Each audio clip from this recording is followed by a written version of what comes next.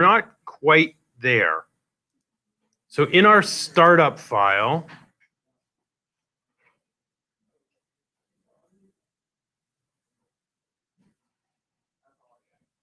we're setting the identity. I think we also need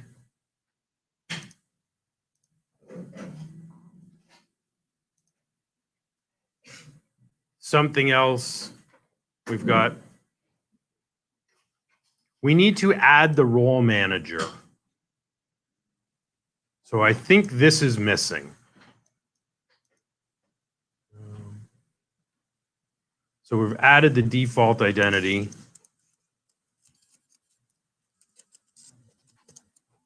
Let's see if this will work. We're going to add a role manager for authorization.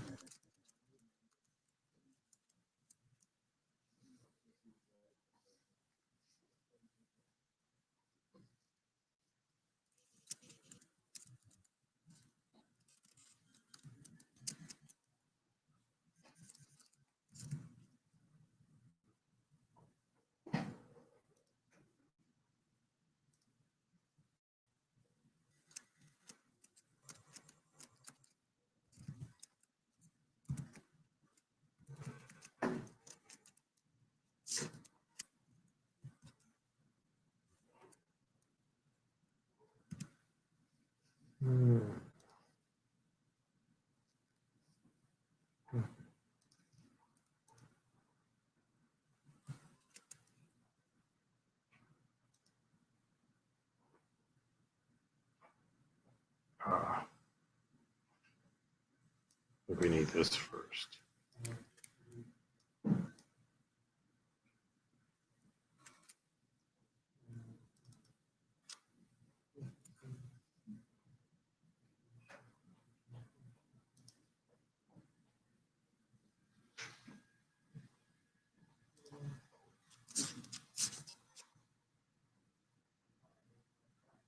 No, it doesn't like that.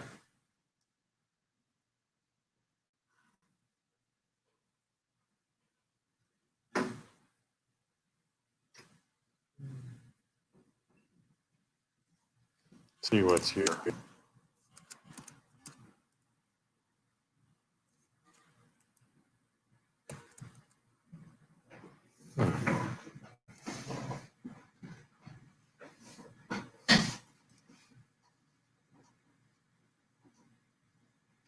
So this was suggested to replace the add default identity.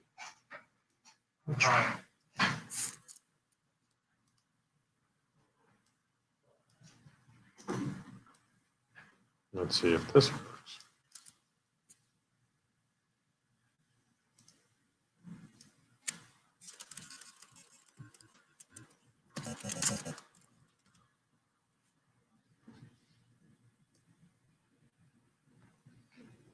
What is it?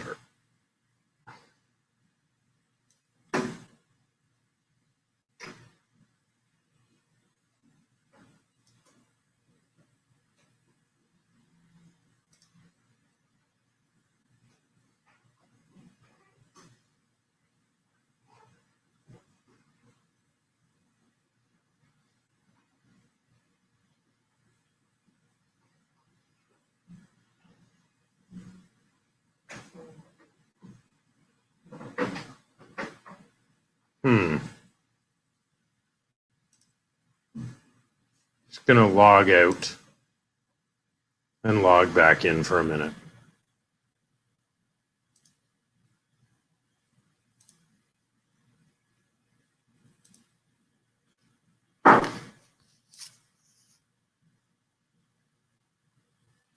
Okay, so it's still not recognizing their role. Question, does it know to check the right table? The fact that we inserted those roles, does it? It should be looking in ASP net user roles, yes. And it always traditionally has. Is that also in the sample project that you did? I didn't try it in there, but it's always worked. is our application?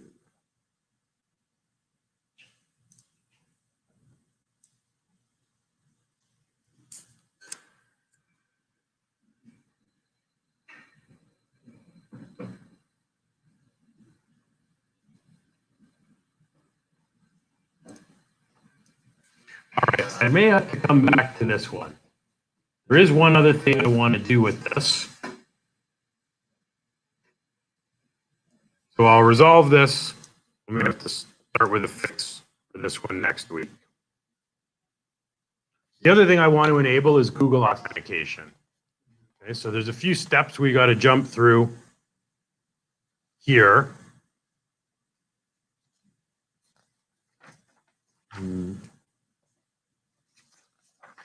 So we will need to log in. You will need to log into a Google account. So in a browser where you're logged into Google, so we can sort of, so we're going to kind of follow along here. Okay, so in the docs, it explains how to implement Facebook, Google, and external provider authentication in .NET Core. I think I put this link up on D2L.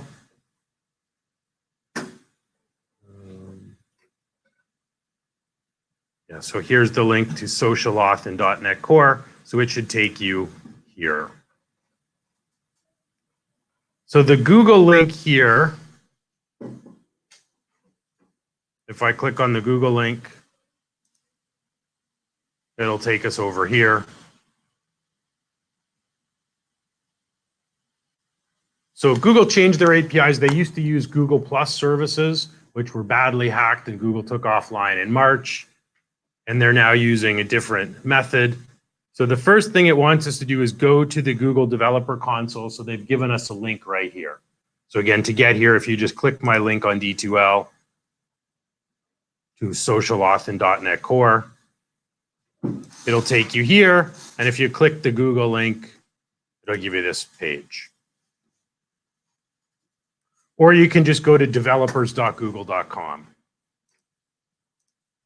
So I'll just go into my Google Developer Console.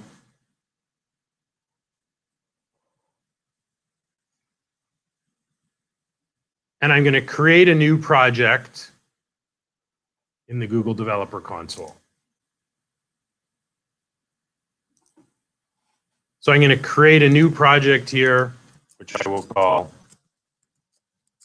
$.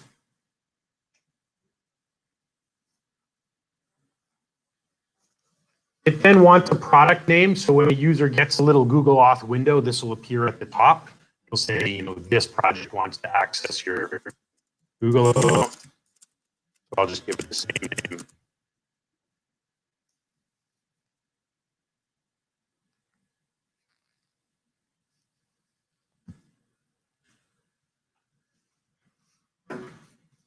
So it wants to know where are we calling this from. It would be done from a web server. And now this part's important. It wants to know what URLs are authorized, where should they return the user to after they sign in with Google. So I want to actually provide potentially two URLs. I want to provide a local URL during development, and then I also want to provide the URL if I publish this to Azure. So my local URL is going to be this. I'm going to go and grab my homepage link here. So I'll just right click on my logo and copy the link location. So I want it to go here and then to the URL signin-Google. So this is where ASP.NET Identity wants the user to return to after they've signed in through Google. So this is something built into .core. We have to use this. Yes, you have to use this. This is built into the identity library that we're going to invoke. Okay. So we can add multiple URIs. So we would also want a live domain /sign in Google. Otherwise it would work locally, but wouldn't work if we published this. Yeah, if we want to let somebody log into our site with their own Google account. And will we be able to control whether or not they're administrators and all that? No, Just they become. they're just any authenticated. standard- Yeah. So for now, I'm just going to add my local URI, and then it gives me two values, a client ID and a client secret. So I'm going to keep this window open because I'm going to need both of these.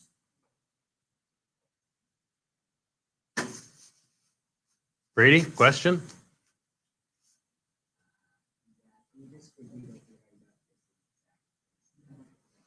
Okay, I went to developers.google.com and I clicked this blue configure a project button here.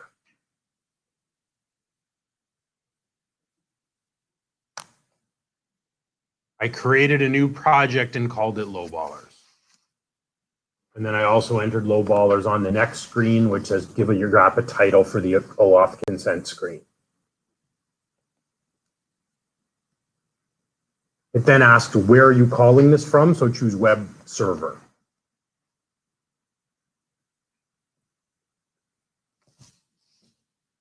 And then we needed the URL. So it was our domain /signin-Google.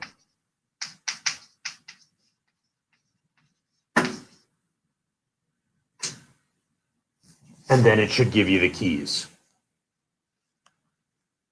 So I'm just going to leave this screen open because I'm going to need the keys.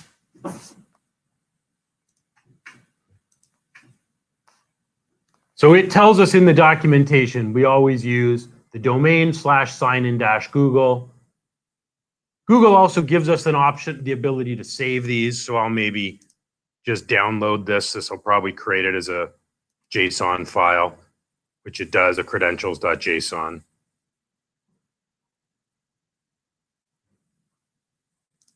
So once we've got the keys, so it then says when you deploy the site, make sure you put in your public URL as well. So you do want to add my domain /signin-Google. Otherwise, it'll only work on localhost. Now, there's a couple places, there are three places we could put the keys. We could hard code them into our C#, which isn't advisable. We could store them in appsettings.json, which works, but also not advisable. So the docs are saying you should store this stuff in the secret manager. And then when you deploy to Azure, Azure has a separate kind of key vault that we'd put these in. So what I'm going to do is I'll just copy this, and we're going to need to open a command prompt in the root folder of our project. So I'll just copy these commands, and notice we're going to have to replace their ID and secret with our own ID and secret values. So I'll just make a new text file here.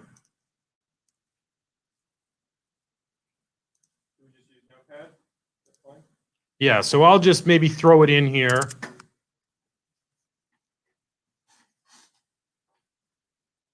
And then I'm actually going to copy the ID and replace the ID and secret, because those are the commands I'll need to run. So there's my first one, create a .NET user secret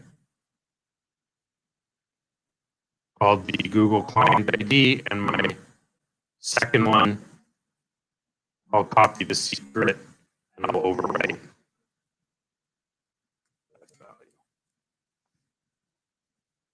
So these are my two secrets.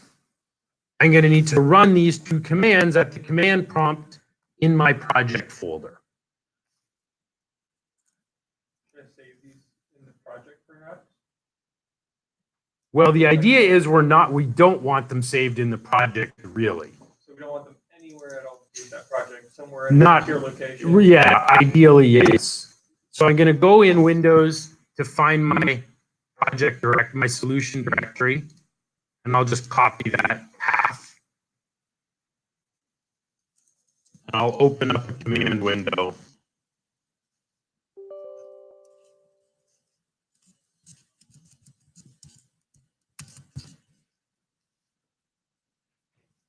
And I'll run the command cd for change directory.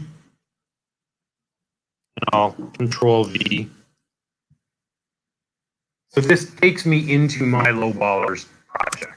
So I'm now in the same place in Windows and in my command prompt. So now I want to copy and paste those two create secret commands. So I'll copy my first one that creates a secret called Authentication : Google : client ID, and then the value. So I'll Control V. Whoops, I missed one thing. It says you have to specify what project. If minus project, I missed that step. Minus project, and then in quotes, lowballers. So this secret is for this particular project.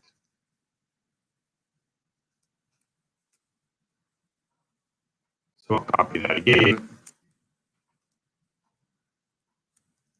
So now I've got minus project space and lowballers in quotes at the end. For both line. Yep, for both of them.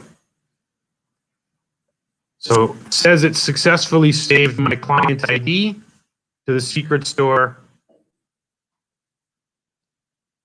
And now I will save my client secret as well, which is done.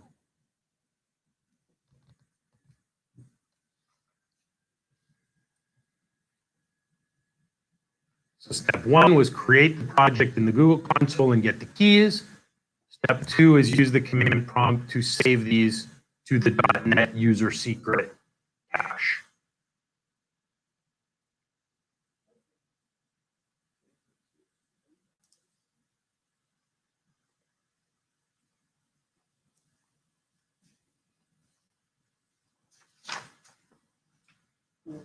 So step three is going to be what you see here in the tutorial. So inside our configure services method, after we've connected to the database, we're going to add this block in yellow that adds Google Authentication and reads our ID and secret from the user secret store. So I'm just going to grab that block and copy it.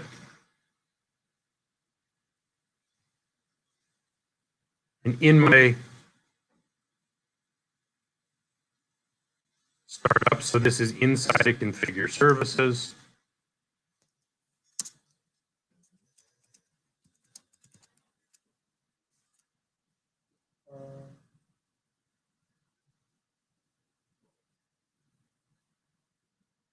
Whoops. One of them is, oh, okay.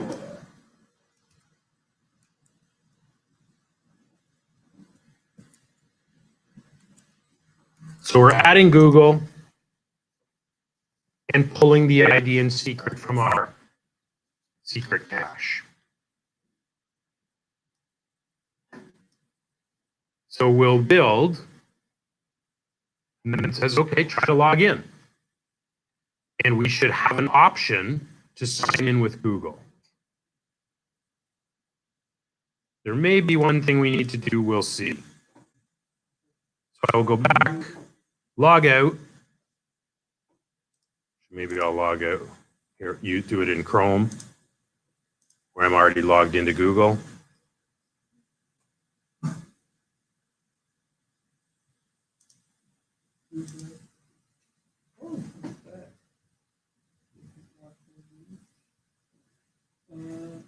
That's interesting. Yours also not work? It didn't. We may need to install the Google package. So let's go to Package Manager. And under Browse, let's search for Google.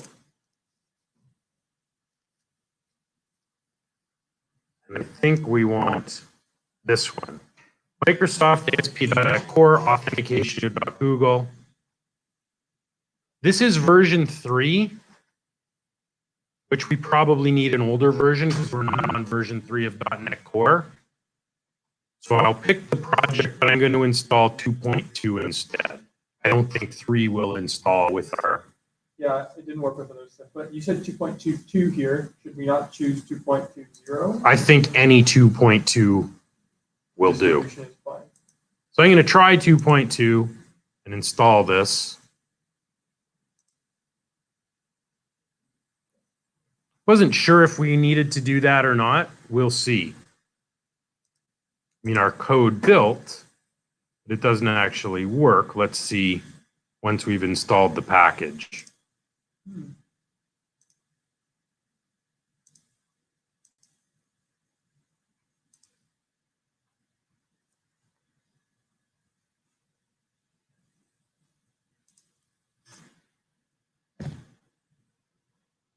It's interesting. Client ID must be provided.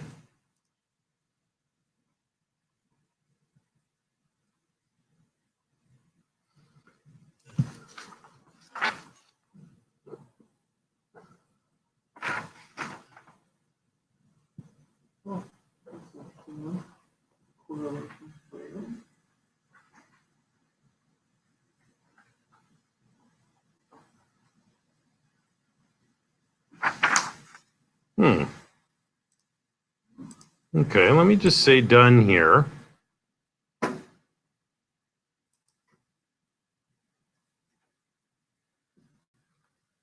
We'll go back to our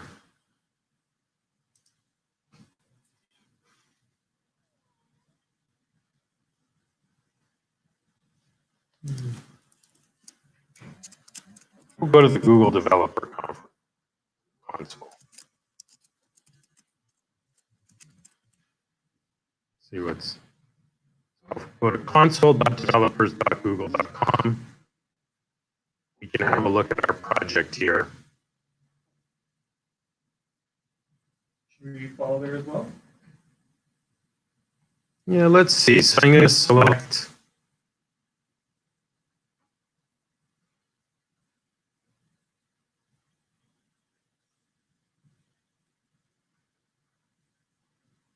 Here's my lowballers project. So we'll open that.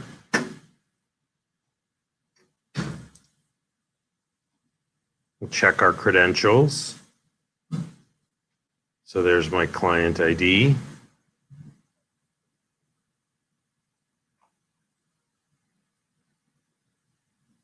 It says we have no APIs enabled. Microsoft, we'll just see if there's anything else we've missed.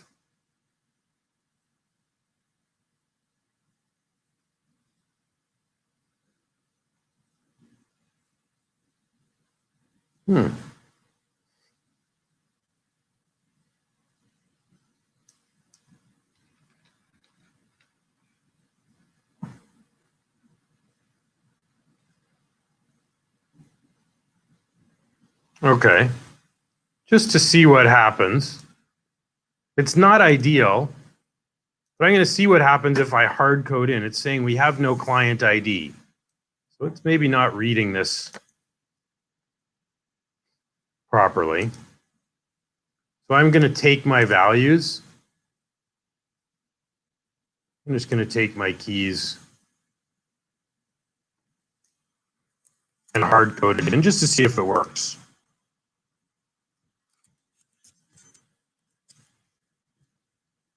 I'll put in my client ID.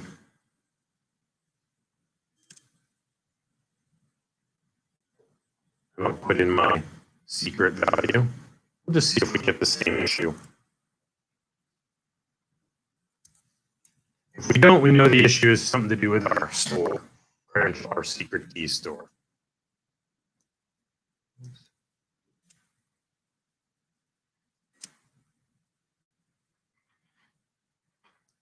So I'll just build.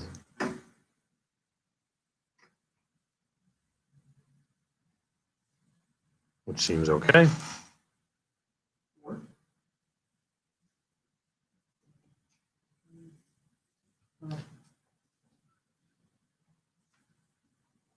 So our app won't even load if we, on startup, call those keys and can't read them. Our app isn't even going to load, not even the home page. Okay. So I'm going to log out. And now if I log in, I get this Google button. Now we'll have to figure out why the keys aren't being read from the cache. Or maybe a step I've missed, but I'll try here when they're hard-coded. So now if I try to log in with Google, I'm already logged into Google in this browser, so it doesn't pop open. So it's automatically trying to sign me in. It says, which account do you want to log in with, right? It has our application name here.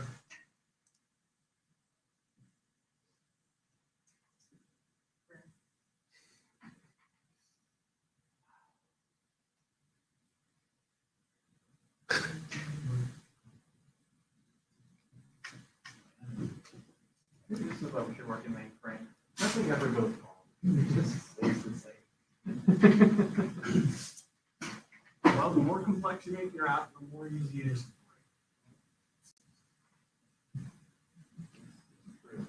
We may need a column in the database in our ASP.NET users column for the provider display name. That I think it wants to save which provider this user logged in with.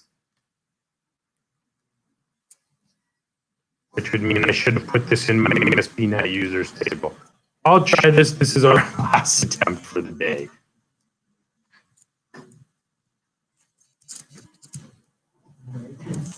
I'll put in a provider display name and try it one more time.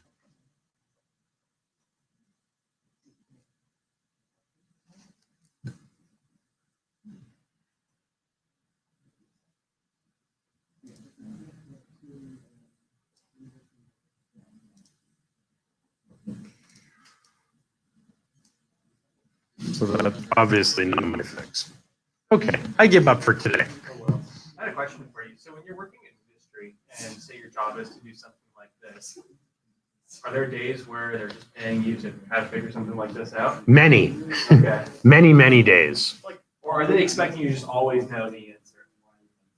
Or do they understand that an employee is going to have to do this kind of stuff? Well, people generally understand, and when they don't, there's a couple of ways to help educate them. I say, you know, if you have an iPhone or you have an Android phone, you know, how often do you get updates on that device? How often are there patches or updates? Constantly, right? So, you know, those are two of the 5 biggest companies in the world. So if they have to patch their software, guess what? The software I write has to be patched as well. Okay? That's number one. Number 2 is things change all the time, right? I haven't done this with Core before. I did it. I've taught about 6 sections where we did traditional .NET MVC.